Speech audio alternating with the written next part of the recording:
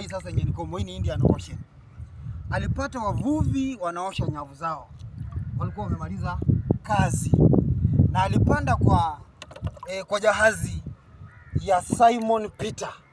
Na alianza kufunza Injili kuhusu ufalme wa Mungu akiwa kwenye chombo cha Simon Peter. Kisha aliambia Simon Peter twende ndani kiasi. Alafu Simon Peter alianza kazi. Simon Peter alianza kazi, wakasonga ndani. Na kule ndani bado alikuwa anafunza neno la Mwenyezi Mungu.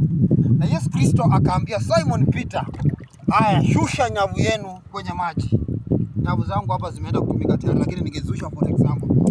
Lakini Peter akamwambia, mwalimu, tumekesha hapa usiku mzima hatujashika chochote. Lakini kwa vile umesema, wacha nifanye hivyo." Kwa hivyo Peter alitupa nyavu ya maji. Si ati kwa sababu alitaka kushika samaki, ni kwa vile Yesu alikuwa amesema. Alafu kukaenda vipi?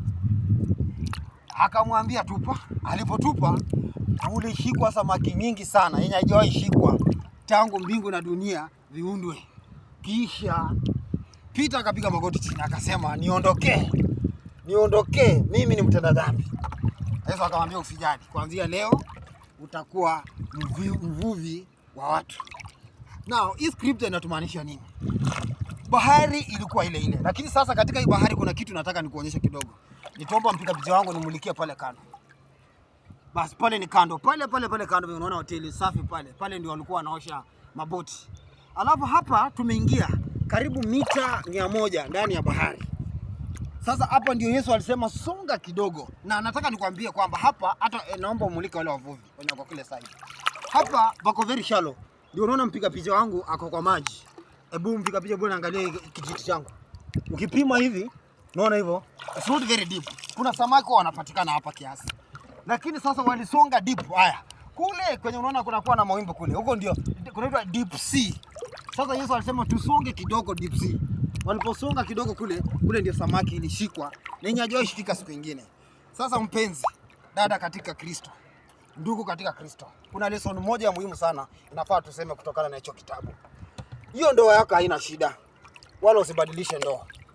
Ongeza imani katika neno, maana hiyo chombo kilikuja kama wanasikiza neno, na imani huja kwa kusikiza. Walipokuwa wanasikiza neno, basi ndio walikutana na muujiza. Hiyo kazi yako baba, hiyo kazi yako dada, hiyo kazi yako ndugu, haina shida yoyote. Tuongeze imani katika Kristo. Kile kidogo tunapata, muujiza unaweza tendeka na kikakuwa kikubwa, na hata ukakuwa miongoni wa matajiri wa kuheshimika katika Jamhuri ya Kenya.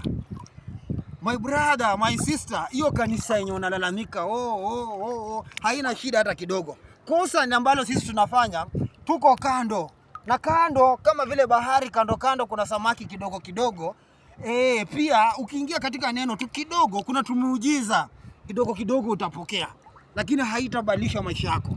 Lakini tukiongezeka tu kidogo, tuongeza hatua kidogo, basi tunaenda kupatana na muujiza wa kueleweka. So ladies and gentlemen, mimi si mhubiri wala mimi si mwalimu wa neno, lakini leo hii katika hafla zangu ama pilika zangu za holiday, nimejihisi upako, nimejihisi nguvu za Bwana ziko juu yangu ili nikaweze kunena na wewe kuhusu hiyo. So let us strengthen our faith in Christ.